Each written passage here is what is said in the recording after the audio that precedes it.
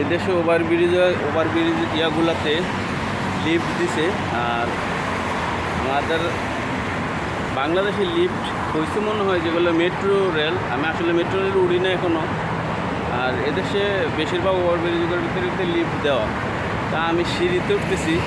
লিফটে উঠলে হয়তো আপনারা দেখা বা একটা ভালো লাগবো না বা দেখা কোনো সুন্দর হইব না, এই জন্য আমি সিঁড়িতে উঠতেছি। লিফট উঠলাম না, লিফট আছে এই যে লিফটেও অনেকেই লিফটে উঠছে। আমি বললাম, দেখলাম যে আমি লিফটে না ওইটা হাইটে উঠি। হাইটে উঠলে হয়তো আপনারা দৃশ্যটা দেখতে পারবেন বা বা সৌন্দর্যটা দেখতে পারবেন, অনুভব করতে পারবেন। সেই জন্য আমি হাইটে উঠা। প্রচুর গরমের কারণে ভিডিও করে আরাম পাই না। জানেন এই গরমের কোনো আরাম নাই। আর আমি আসলে গরম সহ্য করতে পারি না, এই একটা সমস্যা আমার।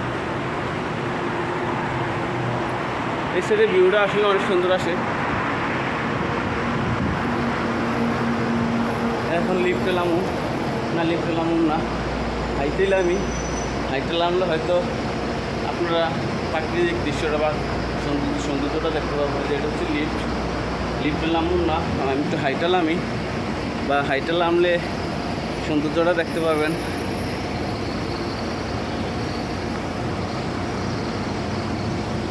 অসাধারণ ভিউ। ওয়াও, সেরকম লোক।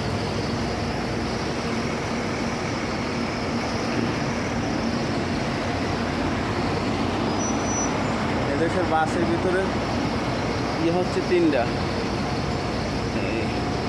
নামার জন্য দরজা 3টা।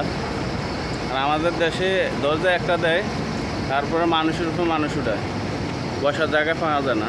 আর এদেশে ওটা নাই। এদেশে বাসের সিট থাকে, দরজা থাকে 3টা, যে যেদিকটা নামতে পারে আর কি। কার্ড রিচার্জ করা লাগে, কার্ডে সব কিছু। হাতে কোনো টাকা দেওয়া হয় না, আর হাতে টাকা লওয়া যায় না, কন্ট্রাক্টর নাই, সে কারণে। হ্যাঁ ভাইয়া, कैसे? India, Bangladesh, India, India.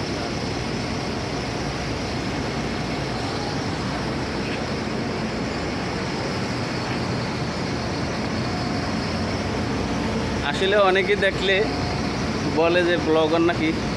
তাহলে আমার আইডিটা এতই ছোটো, সবাই যদি আমার সাপোর্ট করেন হয়তো অনেক দেশের মানুষ দেখতে পারবে বা চিনতে পারবে।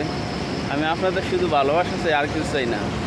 তো এই হলো ওভারব্রিজ, আর এই হলো পরিস্থিতি। তো সবাই ভালো থাকবেন, সুস্থ থাকবেন। আজকের মতো এই পর্যন্তই। আল্লাহ হাফেজ।